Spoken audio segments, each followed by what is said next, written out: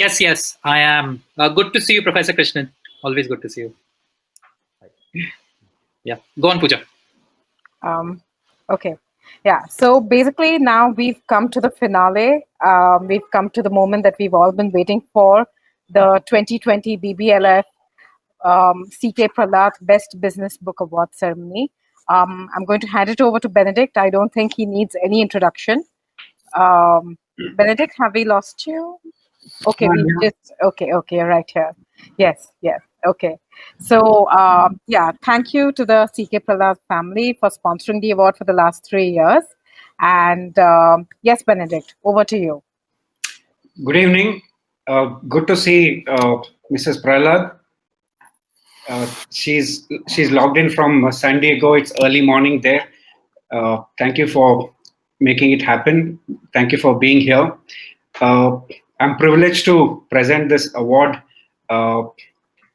which we've been wanting to do it from the first year of BBLF in 2015, but it happened in 2018 when I requested Deepa Prahalad and Mrs. Prahalad to explore the opportunity of funding the award. So they were very gracious, and it's also that as an author of a book on CK Prahalad, kind of a biography that I did in 2014, it's called the CK Prahalad, The Mind of the Futurist.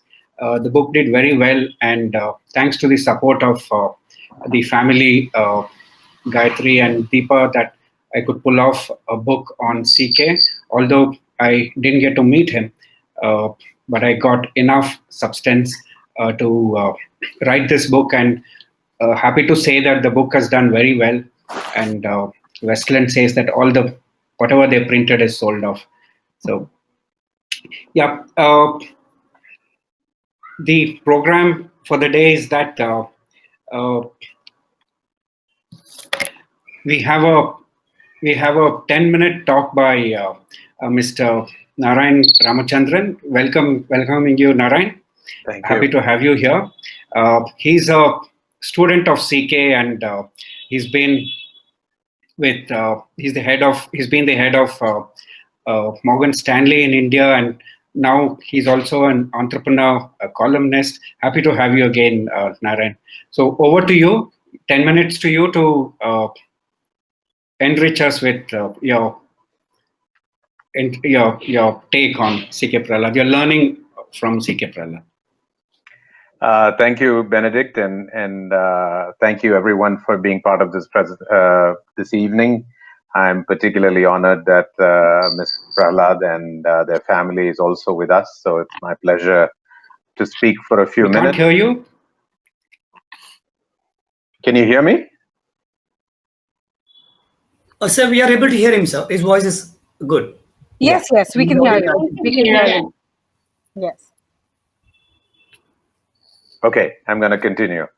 So thank you again. It's my pleasure to be here with all of you. I was just looking at the title page of this fancy meeting system that we all have, and I would have been really privileged. What's happening? Pooja, Sandeep? Benedict, we can hear it. We can hear and see Mr. I Ramachandran. request Mr. Benedict to check your audio connection, sir. It's audible from Mr. Narayanan's side. Yes, so we can hear, sir. Mr. Ramachandran, please go on, sir. Okay, I'm continuing.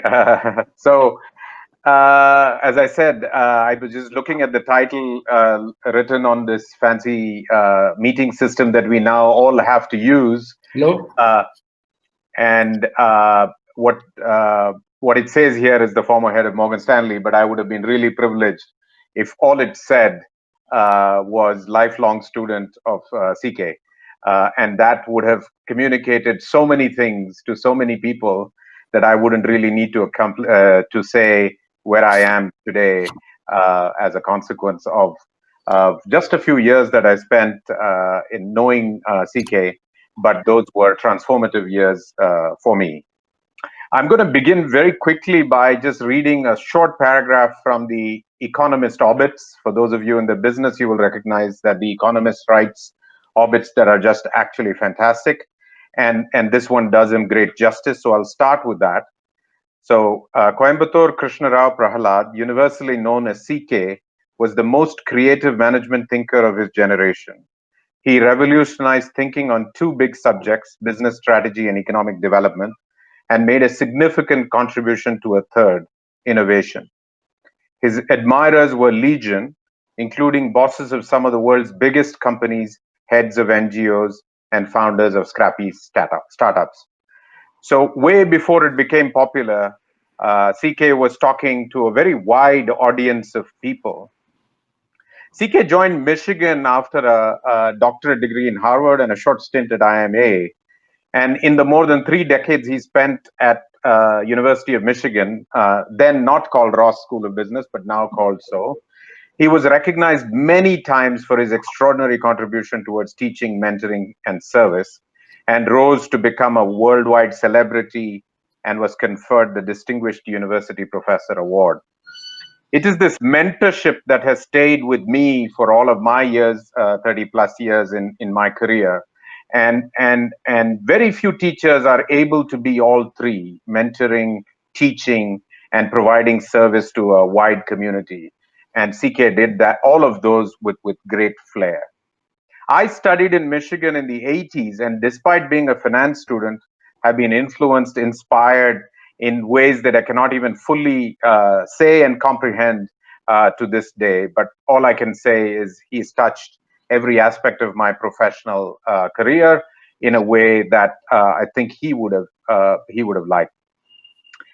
He's one of those who became a celebrity through his ideas and his constant ability to reinvent himself. So he never quite said the same thing too often. So when he talked about core competence, which many of you will recall, he said that for a couple of years, and after that he was on to the next thing. So he was able to not only say it with very great relevance to that moment, but also move on to new ideas and new ways of thinking about problems that might present themselves. And in that sense, was quite distinct from virtually everybody else who were all one-trick ponies.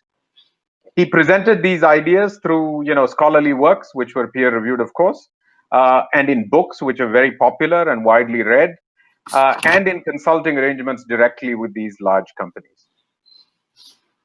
Last, but certainly not least, he remained deeply connected to India, and I'll return to this topic right at the end of this short conversation. I think CK's 5 enduring ideas, and these endure not only for a short time. Those of us who knew CK knew that he was actually not much of a tactician, but he could look far ahead. And in that sense, he sometimes frustrated these business leaders who were looking for short-term solutions. But a lot of what CK said in the late 90s and early 2000s have effectively become sort of true now. And I think some of his enduring strategic words will hold us not only for now, but sort of forever. I'll just recount a few that I think rise to the top of the heap. The first is that he said, set ambitious transformational goals and inspire employees by the power of that goal setting. And all of those words are operative. Inspire employees by the power of that goal setting. He was a great believer in talent, not only at the top, but everywhere in the organization. And in that sense, he was much more about HR as about strategy. And he believed that ideas should come from the entire organization, not merely the chiefs, but to really mix some metaphors from chiefs to Indians, so to speak. Idea number 2, he obsessed, at least in his early days, about the balance between autonomy and integration. And what that means in sort of everyday life is how do you keep sort of imagination and creativity alive in the context of a hierarchical organization, and how to nurture that spark while still maintaining the need for sort of brand unification and promise and so on. And that's actually the genesis of his work on core competence. So the second idea, which we all widely recognize today as core competence, was given birth to from this idea that he wanted to think about how to retain the creative spark while at the same time allowing for some sort of uniformity across an organization. The third idea was equally revolutionary. He was among the first to say, you should not be a supply-side organization, that true innovation comes from what he called co-creation, that the ideas of your marketplace, that of your customers, really mattered more than sort of you dreaming up the world's best this or that, and that this or that really need to sort of evolve and modify themselves by what the market was actually saying and what customers would think about your product or service. The fourth idea is very well-known one, is this idea of the fortune at the bottom of the pyramid, but it's really not directly what he meant. People have taken it literally to mean there is a fortune at the bottom of the pyramid. But this was CK's way of getting India to the center stage. And if you think of his entire 40-year career or so, I think that sort of was his hidden agenda, that he would go to the US and by becoming successful on the world stage, he would return to be able to say to India what they need to do so that India would rise to the top of the heap. And this fortune at the bottom of the pyramid was an expression of that idea, but in its literality, it was brilliant in itself as well. So that's the sort of layered thinking that one had come to expect out of CK, and certainly it captured the imagination. If you think about these four ideas, CK was not a big one for equations, but he did have one. He said N equals 1, R equals G. And that's just, I don't know what, equality speak for it. The customer is one, but the organization has to think about how to deliver the entire organization to that customer, right? So N equals 1 means you've got one customer, and R equals G means the resources is the global resources of a single company. And if you think about that, that's literally what every digital platform is attempting to do today, from Amazon to Amazon in the US and everywhere, to Tencent and now Ant Financial, which is in the news today, or Nykaa in India, and so on. So virtually every digital platform in India seeks to bring the power of that organization as if at that moment of interaction, there is literally only one customer. I will leave you with some homework to look at what he said about India at 75. By the way, he spoke about India at 75 when India was 60, which is another sort of takeaway from all of this, that don't look literally where we are today. And it is but natural that after such a distracting event, such as the pandemic, that we would do so. But we are still a young country, and we have the opportunity of looking for India at 75, which is still 2 years away, but perhaps India at 100 as well. And so I would ask all of you to, one, read that seminal work, and then two, think about what all we need to do to get there. I think he had an unnerving accuracy of prediction, not in a literal sense. He was never a literal guy, but in a sense of making you think outside the box. He lived his life as somebody who was outside the establishment. He would like to be called a rebel, I think, all his life. And he believed that the power of thinking and ideas could get India to its rightful place in the top echelons in the world. He would be very happy with a seminar of this type, where ideas were being exchanged and where thinking was possible, not merely within the confines of what somebody else drew for you, but within the confines of what society really needed. That's my short tribute to CK, a long-term teacher, mentor, and friend. Thank you so much, Narayan.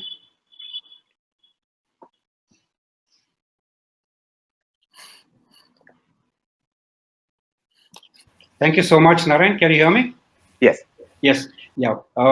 Yes. So you immortalized CK's legacy in your speech. I think he's going to be relevant for India more now and to the world than he was then.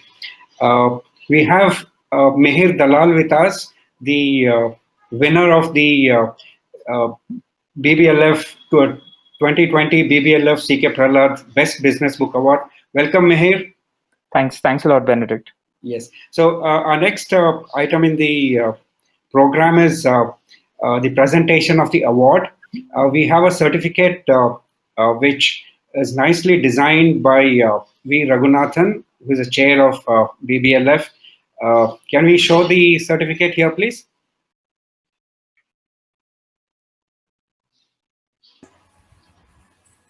Yes, sir. And Mrs. Prahalad will digitally hand over the certificate to Mihir. This is the new world.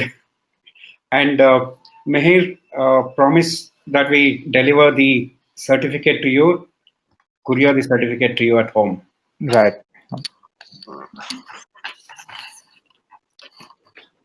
Good to see you, Deepa. Yeah, I'm here in the background. I can't get the camera to both of us at the same time. Yeah, But good to see you. congratulations, Mihir. Great to see them. Yes. Thank you so much. We are waiting for the certificate to appear. And thank you, Mr. Ramachandran. That was a beautiful memory of him. We really appreciate it. Thank you. Yeah. Good to see you, Professor Krishnan. How are you? Thank you, Rishi, for being here. Maybe while they are doing that, no, I think we should wait for it. Yeah.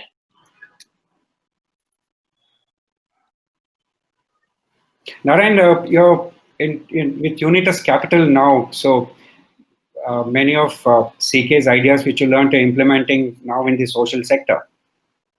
Yeah, no, absolutely. I mean, CK was, I joined Wall Street right out of Michigan. Yeah. And that was the heyday of Wall Street. And I still remember the legendary conversations that CK would have with the finance faculty, saying all this excess financialization will end badly one day. And this was, 20 years before it ended really badly. And he never forgot that humanity and human beings were at the center of it all. So for that, even though I detoured through Wall Street, which had probably the worst kind of governance and management one could have thought, I still survived because I sort of remembered a lot of what CK taught us. So, it was just terrible, terrible organizational cultures to live in. Of course, inhabited by very bright people, but that was all. So it was a very, very kind of an interesting time where he was the sole voice of reason, of human beings, humanity, giving back.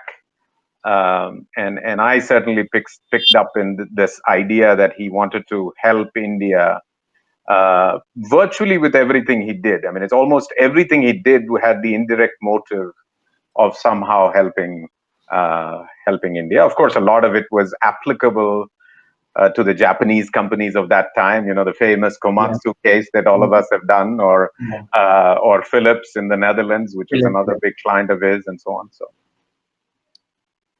So, Sandeep, okay.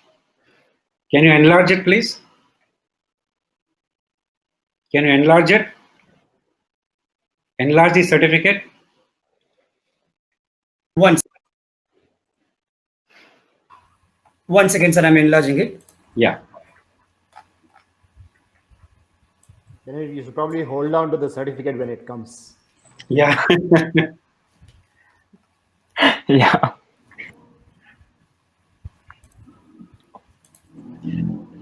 Unless it's going to be delivered by USPS after the signature in San Diego, it's going to be distracted by the elections. Okay, so this is his certificate, and I guess Mihir deserves a clap for winning this book.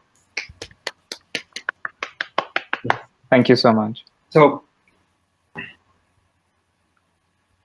so Mihir will speak acceptance after this, but before that, request Mrs. Prahalad and Deepa to say a few words.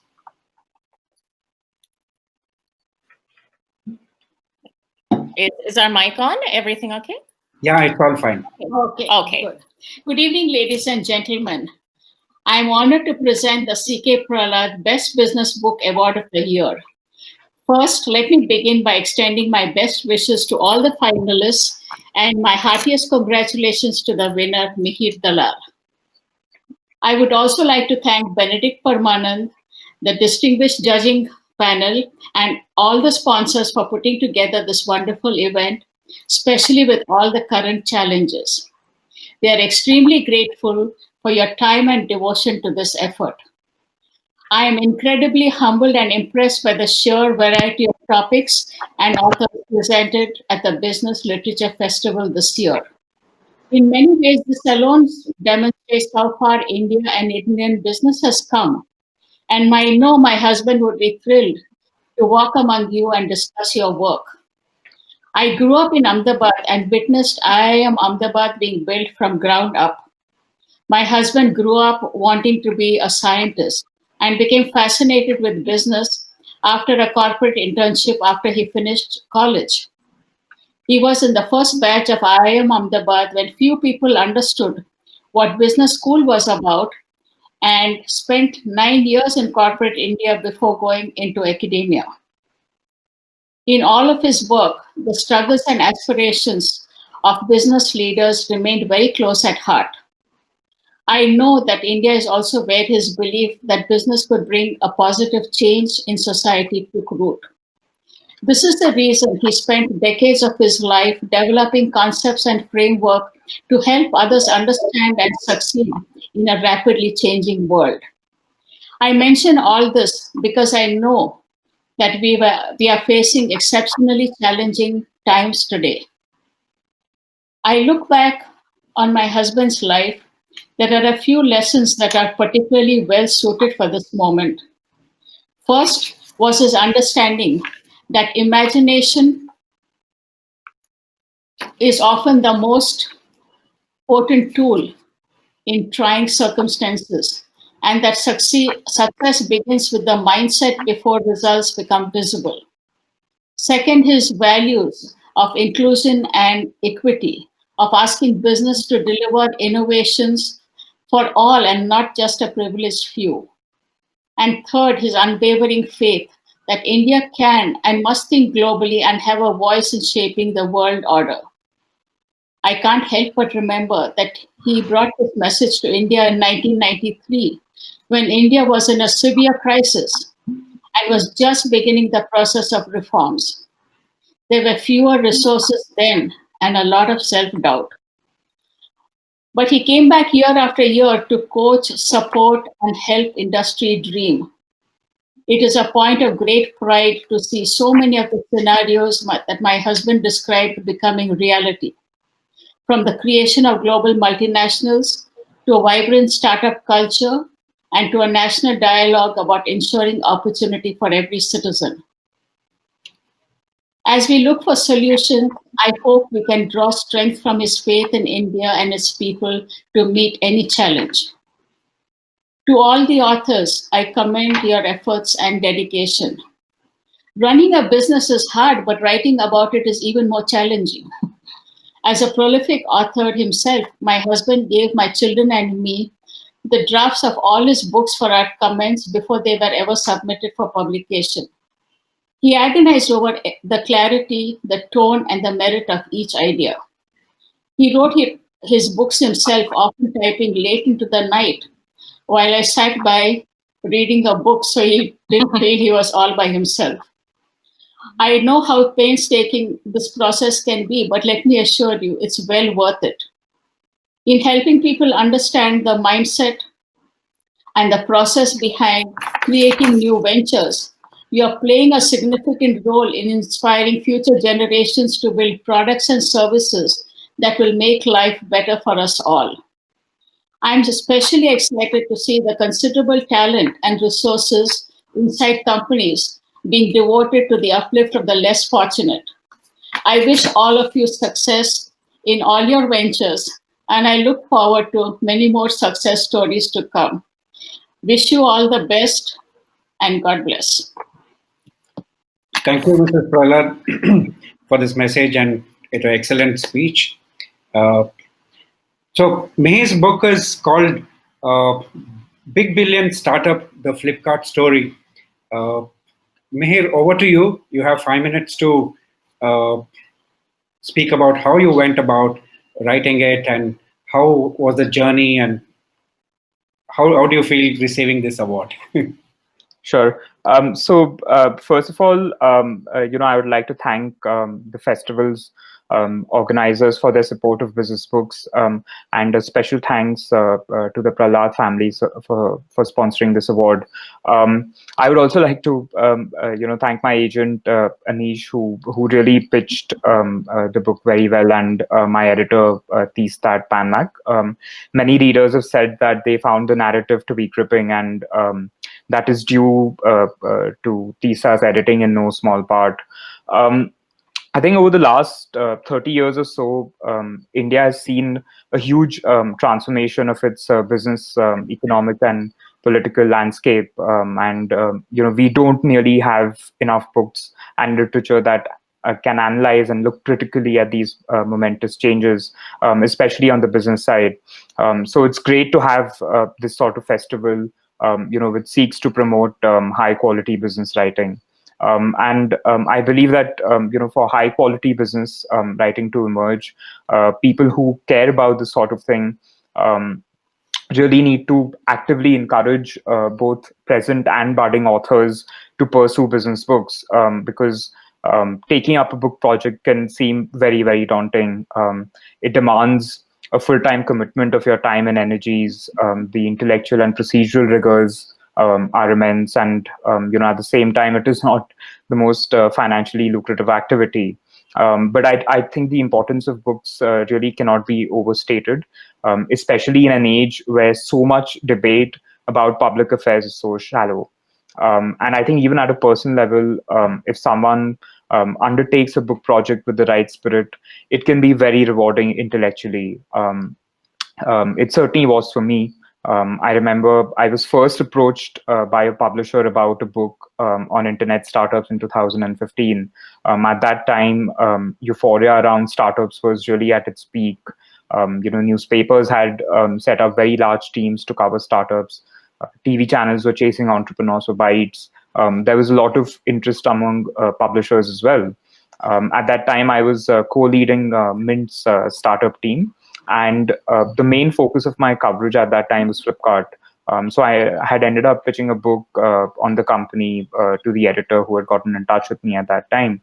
Flipkart really had a stunning rise, so much so that it had actually enabled the startup funding boom in India that began in 2015. The company's founders had become billionaires and entrepreneurial icons. It just generally seemed like an obvious candidate for a book. But even though I had pitched the idea, I was myself unsure about it.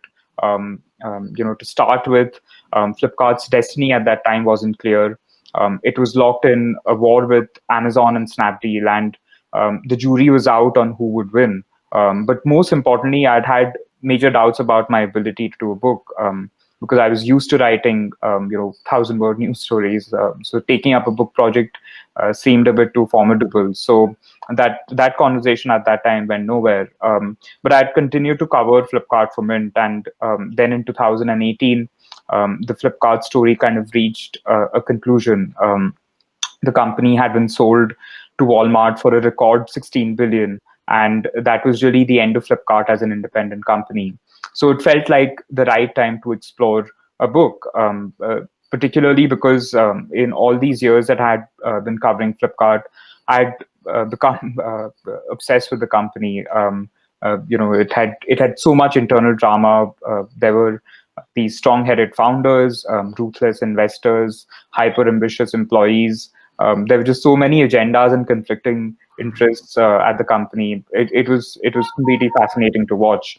And even on the business side, its war with Amazon and Snapdeal was quite thrilling to chronicle.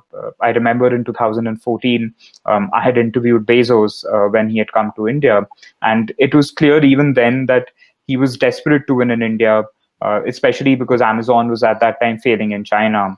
And then, you had Snapdeal, which would be funded by SoftBank and Alibaba, which was China's biggest internet company. So you basically had a war that showed why internet companies are considered to be at the frontiers of capitalism and globalization.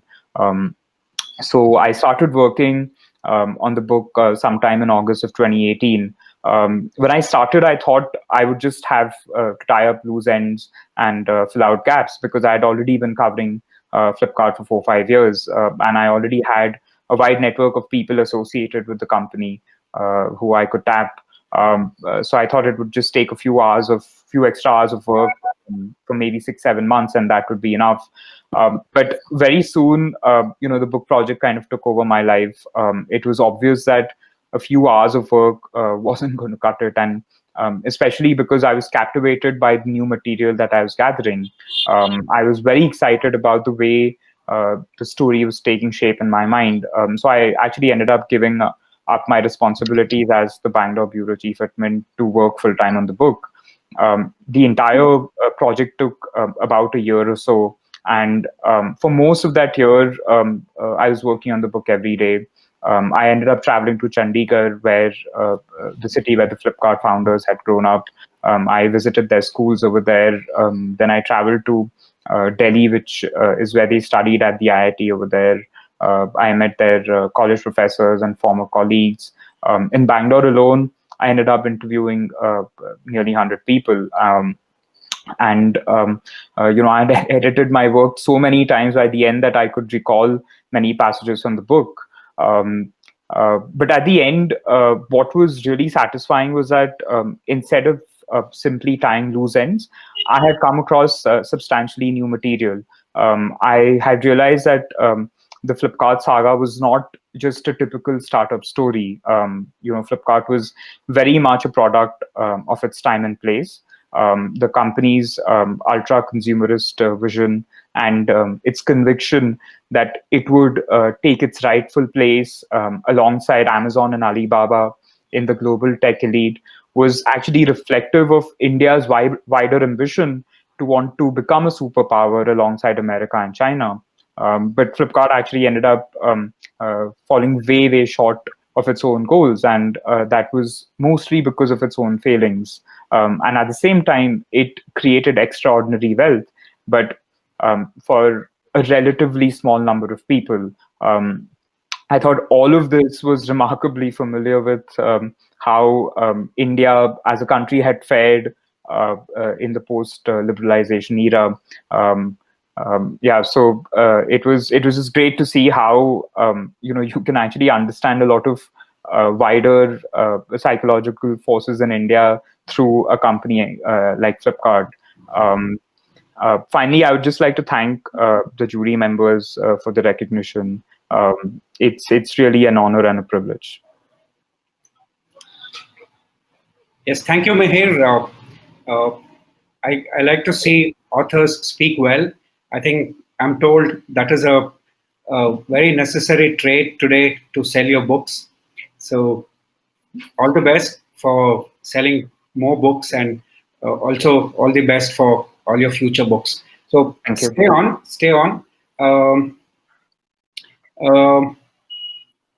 Deepa, before I get into a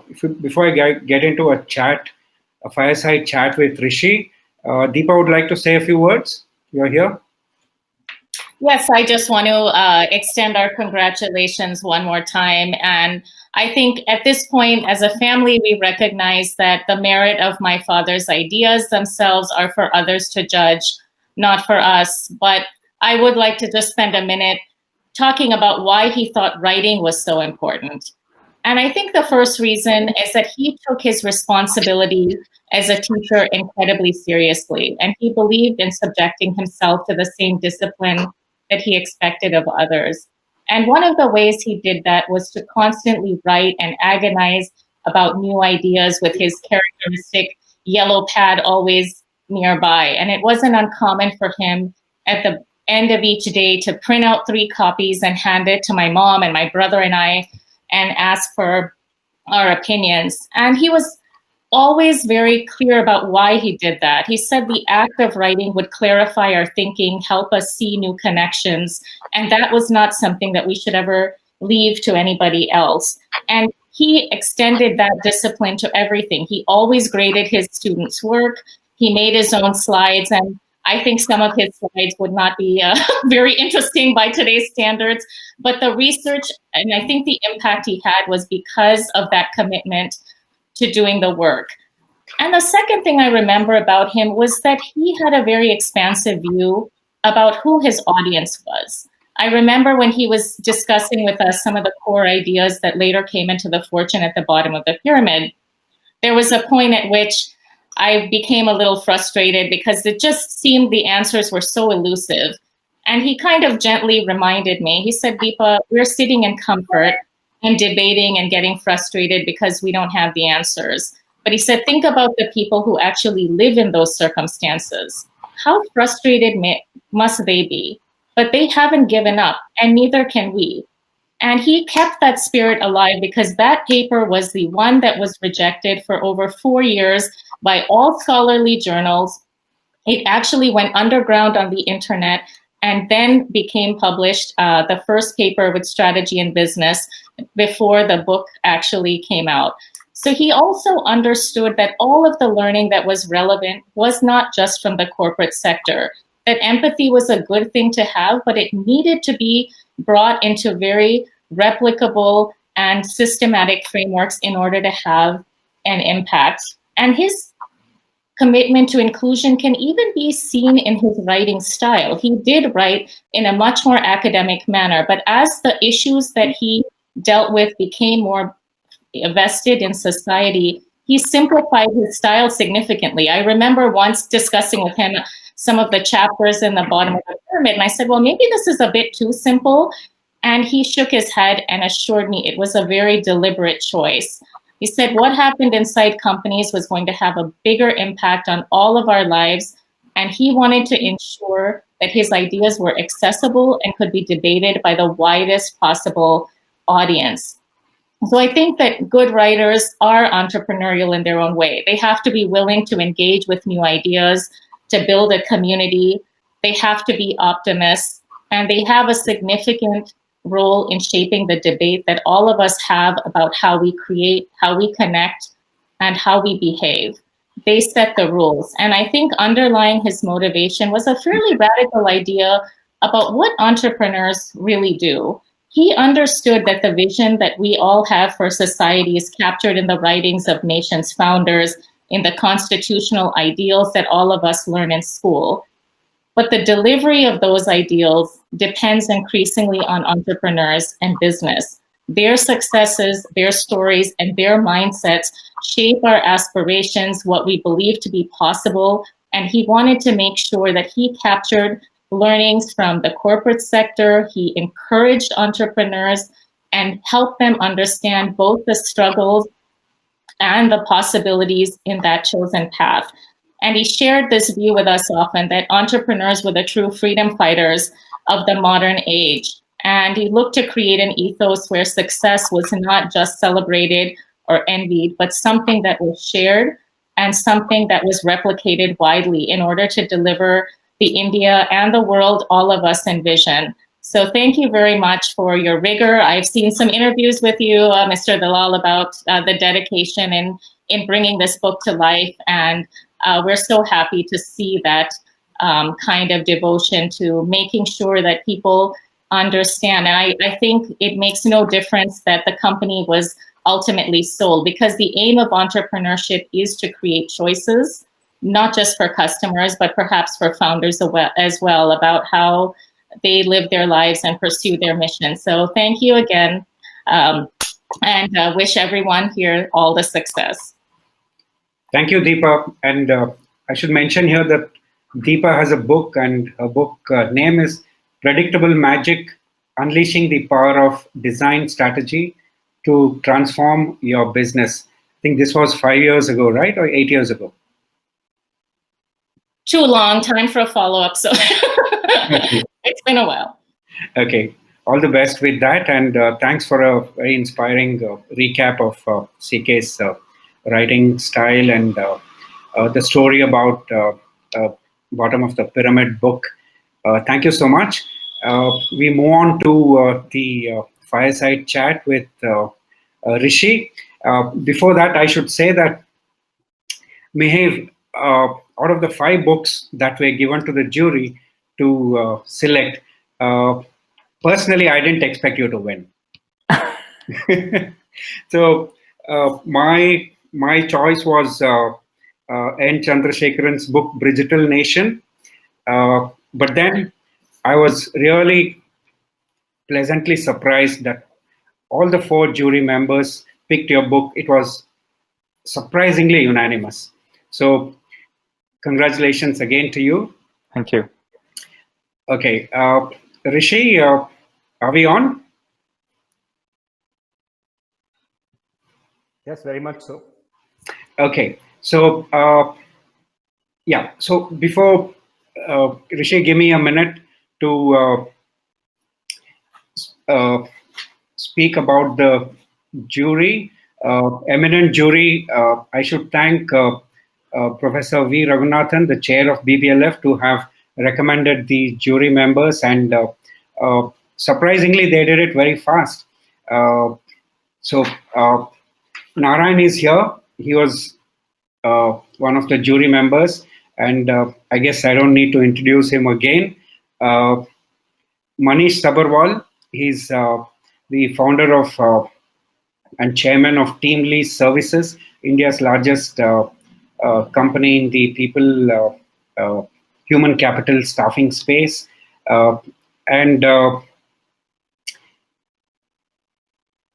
yeah. Benedict, you may want to say Manish has the largest personal library in Bangalore for sure. Yeah, I was going to say that. And he hosts book reading parties, I'm told, and I did indirectly mention to him sometime so that he could invite me sometime, but I'm waiting for it still. Okay, so Manish is also now on the board of RBI and very actively engages with this government in policy making. Thank you, Manish. We have Meena Raghunathan, an educationist and writer herself. She has many books to her credit. She's an advisor on CSR and corporate social responsibility. Thank you, Meena, if you're listening. Of course, Rishi has been, I must say, if I'm exaggerating, a bedrock of support for Management Next, right from the year I started in 2003. So it kind of morphed into festival, business literature festival 6 years ago.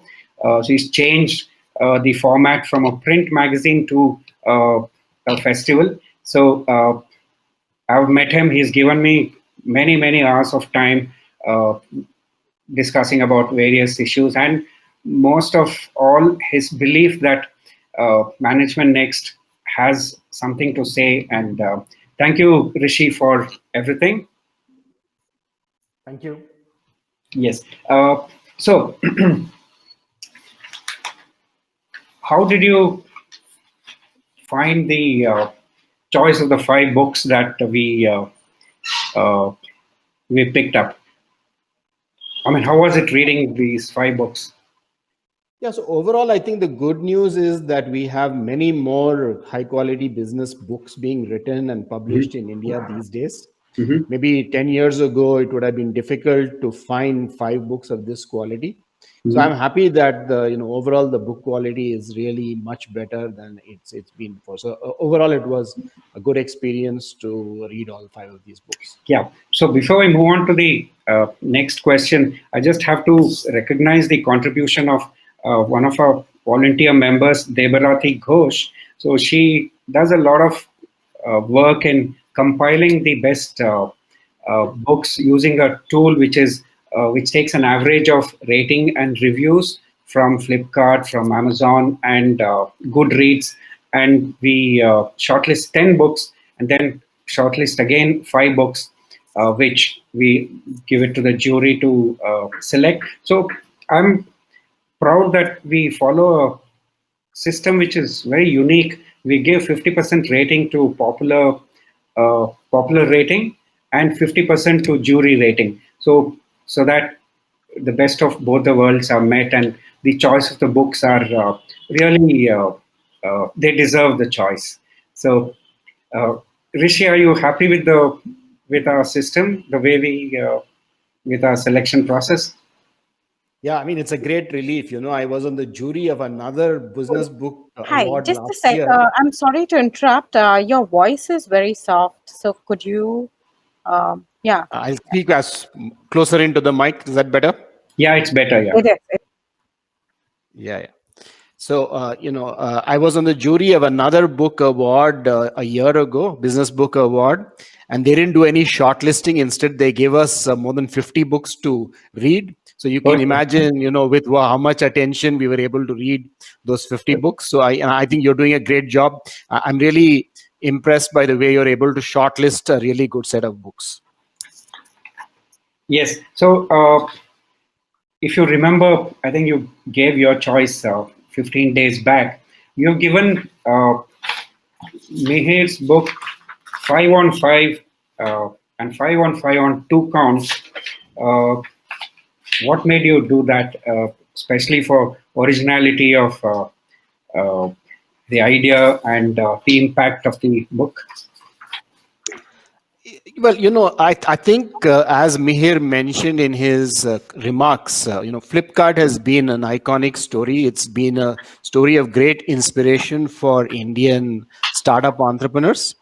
But it's very important for startup entrepreneurs to realize that it's not a kind of linear, easy path to get there. Many times when we see books about entrepreneurship, they gloss over lots of the trials and tribulations and difficulties that startup entrepreneurs pass through, and the tremendous ups and downs, the roller coaster ride that constitutes an entrepreneurial journey. One thing I particularly liked about Mihir's story about Flipkart is he's captured lots of the minute details, a lot of the really tough situations that Flipkart went through in order to reach where it finally did. So I think this will have an impact in terms of the kind of realism it portrays in terms of how difficult the entrepreneurial journey really is. And I think that's very important because our startup entrepreneurs need to be tough. They need to be resilient. They need to be able to be smart, but they need to be able to ride the wave. And that's why I thought for both for originality and for impact, I thought Mihir deserved a really good score, because many books on startups gloss over all these details, which really doesn't give you a true picture of what the startup challenge is all about. Yeah. Mihir, more praise for your work. Yeah, I should also mention here that Rishi has 2 books. I was privileged to be there for the book launch, and the first one is 8 Steps to Innovation, Going from Jugaad to Excellence. This was first book, and the second one, From Jugaad to Systemic Innovation. So Rishi, any new book in the offing? These were, I think, 5 years earlier. Yeah, so my last book was actually 7 years ago, and the earlier book was about 10 years ago. I wish I had good news on that count, but no, I would dearly love to write another book, but I don't have one in the works right now. So you're busy. You were director of IIM Indore, and now just took over as the director of IIM Bangalore. Congratulations. So how would you in IIM, how would you encourage writing to MBA students? To MBA students, well, one thing I've been trying to do is I've been encouraging students who do projects to convert their projects into some form that can be made available to a larger public. So, for example, we have something called a contemporary concern study, where students take up some relevant current issue and work on that. So I keep encouraging the students who do those projects with me to write up their findings in a form that is accessible to a wider audience, somewhat like what Deepa was talking about. Professor Prahalad towards the, his later books focused a lot on making things accessible. So I keep telling my students to do the same. And in fact, I've sort of committed to helping them convert their project reports into something that can be read by the general public. So your IMB faculty is quite prolific in publishing and writing books. Is there some sort of a system IMB has in encouraging them, or is it just left to them? Well, to be quite honest with you, Benedict, we don't have a system to encourage book writing. We certainly have a system to encourage publishing in scholarly journals, which is one of the core objectives of our research programs. But books are something which are largely left to individual faculty to pursue if they have an interest. The institute, of course, provides support in other ways. We have good research support, we have editorial support, but no, the motivation for writing a book has to come from the individual. Yeah, so just a last question. How can Indian writing, business writing, improve to much higher scale? Of course, it has been improving quite a lot in the last 5 years, but we are still not there compared to the American writing and British writing. Do you think so, or do you? Yeah, so I think the two things we need to do, Benedict, to answer your question directly. The first is we need to do more rigorous research. Mihir's book is a good example of what we need to do in that direction. But if we want to do more rigorous research, we also need better research support. We need resources to be spent on really doing more interviews, digging more into secondary sources and things like that. So I think there's a need for much better research. The second important change we need is much better editorial support from publishers. I was really happy to hear Mihir thanking his editor at his publisher's office, but I have spoken to many Indian authors, and they have unfortunately told me that they really didn't get too much support from their editors. What they got was some copy editing, which is not a big deal, but they didn't really get the support in terms of what's the best way of presenting this idea in such a way that people will appreciate the idea better. And that's a skill which not every author necessarily has, and you need really good editorial support. I mean, in the US particularly, there are lots of good editors. I'm sure you know this, Benedict, but in a journal like Harvard Business Review, the editorial staff almost completely rewrites every article. In fact, there's a huge difference between what the author first writes and what comes out in HBR. And that's because the editors add a lot of value to the article in terms of making it accessible and making it interesting and attractive to the target audience. Just an added question there. Not about books as such, but about journal writing, academia and journal writing. Has the quality been going up, and how easy is it to convert these journal articles into books? Well, journal articles in general have a slightly different format. They also have, they tend to be much more focused. A book certainly gives you certain luxuries. It allows you a broader treatment. It allows you to delve into the details the way Mihir has done. The objectives of a book and a typical academic research article are somewhat different. So what could happen is that based on a single set of research activities you have done, you might be able to get different forms of output. You might be able to get an article plus a book. Maybe the book has greater elaboration. I mean, if you take, for example, C.K. Prahalad's works, he certainly had shorter versions of them which he published in journals, and then much more elaborate versions which he published as books. But he was really clearly targeting the manager as his audience. But a lot of academic writing is done with other academics in mind. So that's a different audience. Great. I think with all your permission, I'd like to close this session. We had an amazing session, and thanks Narayan, thanks Mihir, thanks Deepa, and thanks Mrs. Prahalad for making it happen. And for the first time, they were physically here to present the award. In fact, this award is the third one. Happy to say that the last two winners were Subrato Bakchi, the founder of Mindtree. He won for his book Cell in 2018. And last year was Alok Kejriwal. So Alok was here today as well in one of the things. So we hope to, with all your support, hope to keep this tradition going, and look forward to you all next year. Thank you. Thank you. Thank you. Hi. Before we go off, just one last word of thank you. And this is to our gifting partner, Tamala. And just to tell all the speakers who've been here with us today that you'll be couriered all your gifts in the coming week. So thank you so much. Yeah. Thank you. Thank you. Thank you again. Congratulations. Thank you. Thank you. Mihir will reach your certificate next week. Yeah. Congratulations, Mihir. Thank you. Thank you so much again. Yeah. So, RK, Yes, sir. In closing, I'd like to thank everyone who's contributed to making this two-day BBLF 6 happen. And you're not the last, but let me start with you.